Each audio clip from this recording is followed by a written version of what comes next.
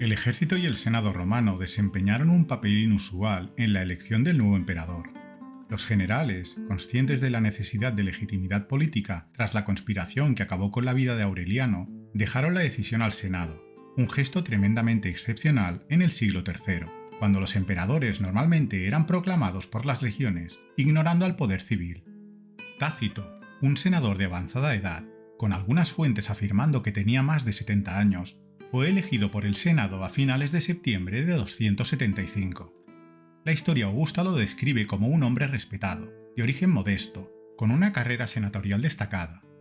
Su elección pudo haber sido un intento de restaurar la influencia del Senado en un periodo dominado por emperadores militares. Sin embargo, la narrativa de la historia augusta sobre la elección de Tácito está, probablemente, muy idealizada, ya que el Senado tenía poca autoridad real en esa época. Es más probable que Tácito fuera un candidato de compromiso entre las facciones militares y las senatoriales, apoyado por su experiencia administrativa y su nula relación con los conspiradores que acabaron con Aureliano. Una de las primeras medidas de Tácito fue nombrar a su medio hermano, Marco Annio Floriano, como prefecto del pretorio, asegurando un aliado clave en el ejército. El nuevo emperador ordenó perseguir y ejecutar a los responsables del asesinato de Aureliano, buscando ganarse el apoyo de las legiones leales al difunto emperador y empezar su reinado con un gesto efectista a la par que poderoso. Apenas pudo permanecer en la capital, pues grupos de godos habían aprovechado el tiempo que el imperio estaba paralizado eligiendo emperador para penetrar la frontera danubiana y saquear y arrasar las provincias danubianas. Tácito, acompañado de su medio hermano Floriano, se desplazó a la zona y se unió al ejército de campaña del difunto Aureliano, y ya al mando de estas fuerzas logró derrotar a los bárbaros en una serie de escaramuzas que se prolongaron lo que quedaba del año 275 y continuaron hasta principios de 276. No se describen batallas específicas, pero la historia augusta afirma que Tácito repelió las incursiones y estabilizó la frontera danubiana, y que, por esta campaña, recibió el título de gótico máximo. Esta primera operación militar de Tácito reforzó su legitimidad como emperador, pero, sobre todo, como comandante militar capaz. Al Augusto se le acumulaban los saqueos, pues mientras lidiaba con los godos, el imperio era devastado simultáneamente por sus dos extremos. En la frontera renana, aprovechando que el emperador se había desplazado al Bajo Danubio y que las defensas no se habían recuperado de la reconquista romana del Imperio Galo, partidas de francos y alamanes cruzaron el congelado Rin y devastaron las provincias de Bélgica y Germania. Por otro lado, en Asia Menor, los érulos y otros grupos bárbaros, entre los que destacaban contingentes alanos, estaban saqueando las provincias romanas. Se cree que la mayoría eran parte de los mercenarios que habían formado parte del ejército de Aureliano en su campaña contra los persas, y que, tras la muerte del emperador y el vacío de poder, se adentraron en las provincias asiáticas, donde aprovecharon para saquear y devastar a placer sin apenas oposición, pues como en otras ocasiones anteriores, pillaron por sorpresa a muchas ciudades, poco preparadas para lo que se les venía encima. Tácito, probablemente por la cercanía, priorizó esta campaña. Se desplazó sin perder tiempo desde el Danubio a Asia Menor, y allí, ya a principios de 276, en poco tiempo consiguió vencer a las hordas bárbaras, aunque el daño causado en las provincias de Asia Menor durante los meses en que camparon a sus anchas y sin control fue considerable. Al terminar con los saqueos bárbaros, Tácito aprovechó que estaba cerca de los asentamientos del pueblo alano para darle su merecido por su traición al imperio, por lo que se desplazó a la frontera más oriental, cerca del Cáucaso, donde mandó expediciones contra los alanos tanto por tierra como por mar, mientras se cree que él permanecía en territorio romano, pues se piensa que su edad le impedía adentrarse en un territorio tan inhóspito, por lo que probablemente montó su cuartel general en Trebisonda, ocupándose de la complicada logística de la campaña romana en el Cáucaso, que incluía aprovisionar por tierra y por mar a los ejércitos imperiales, mientras, a su vez, impulsaba la reconstrucción de la ciudad tras el asalto de los alanos unos meses antes. No fue una campaña excesivamente larga, lo justo para que los alanos recordaran que había que respetar y temer a Roma, por lo que tras unos 2 meses, las tropas romanas volvían a estar de vuelta, momento en el que el emperador emprendió el regreso a Europa, pero cuando, a principios de junio, llegó a Tiana, murió. No está claro si fue asesinado o si la muerte fue por causas naturales. Aurelio Víctor, Eutropio y la historia antigua sugieren que murió de agotamiento y o por unas fiebres que no pudo superar por su avanzada edad. Por su parte, Zósimo, el historiador bizantino del siglo V, afirma que Tácito fue asesinado en Tiana en un complot muy enrevesado. Según esta versión, un tal Maximino, que no se sabe si era primo o sobrino del emperador y que era el gobernador de Siria, fue asesinado por algunos soldados debido a su intransigencia y severidad disciplinaria en Antioquía. Esto desencadenó, según Zósimo, la muerte del emperador al temer, los asesinos, las represalias por la muerte de Maximino. El también bizantino Zonaras, del siglo XII, probablemente siguiendo los escritos de Zósimo, también apoya esta versión, que hoy día es la que tiene más adeptos entre los historiadores modernos. Aunque se hace difícil creer que los involucrados en el asesinato de un pariente del emperador tuvieran la capacidad y la facilidad para llegar al Augusto y asesinarle sin mayores complicaciones, y más cuando el supuesto pariente estaba a varias jornadas de distancia del emperador, por lo que los asesinos habrían tenido tiempo para desaparecer en el vasto imperio antes que arriesgarse a cometer el magnicidio.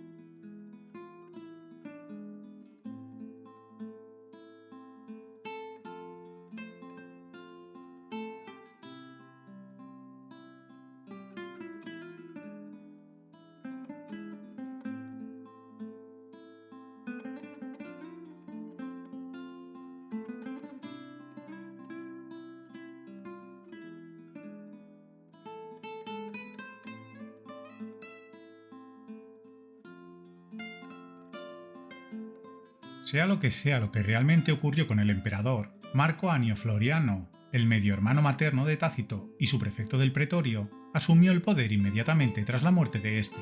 apoyado por las legiones que habían ido a las campañas de Tácito en el Bajo Danubio y Asia Menor.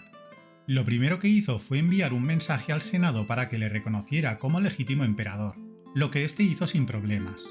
Además, recibió el apoyo de las provincias europeas del imperio. Sin embargo, mientras esto pasaba, a mediados del mismo mes de junio, Marco Aurelio Probo, un experimentado comandante que también había participado en la campaña del emperador Tácito, de igual modo se postuló a emperador desde su campamento cerca de Antioquía. Era secundado por las tropas a su cargo, que veían en él a un experimentado comandante, a diferencia de Floriano, cuyas funciones como prefecto del pretorio eran más administrativas y logísticas que marciales.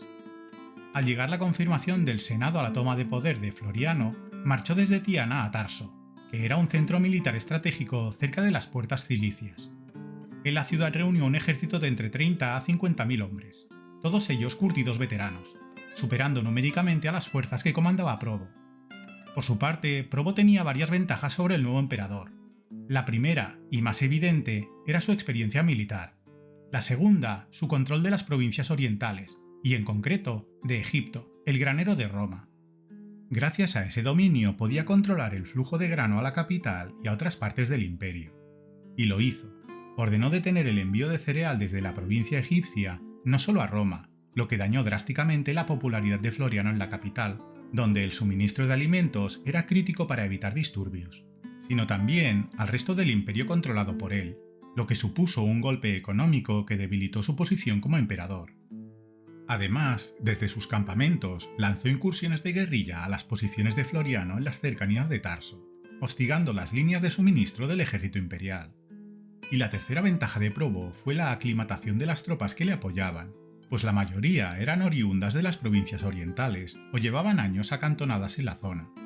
mientras que las que apoyaban a Floriano venían, en su mayoría, del corazón del imperio, por lo que el calor veraniego de Asia Menor les afectaba mucho más que a las tropas de Probo. Y el usurpador lo sabía y contaba con ello, demostrando así que un buen comandante militar no circunscribe su genio al campo de batalla, sino que es capaz de detectar ventajas y flaquezas donde otros no ven más que incomodidades y quejas. Por ello rehuyó el combate decisivo que buscaba Floriano, dejando que el calor y las epidemias hicieran el trabajo por él.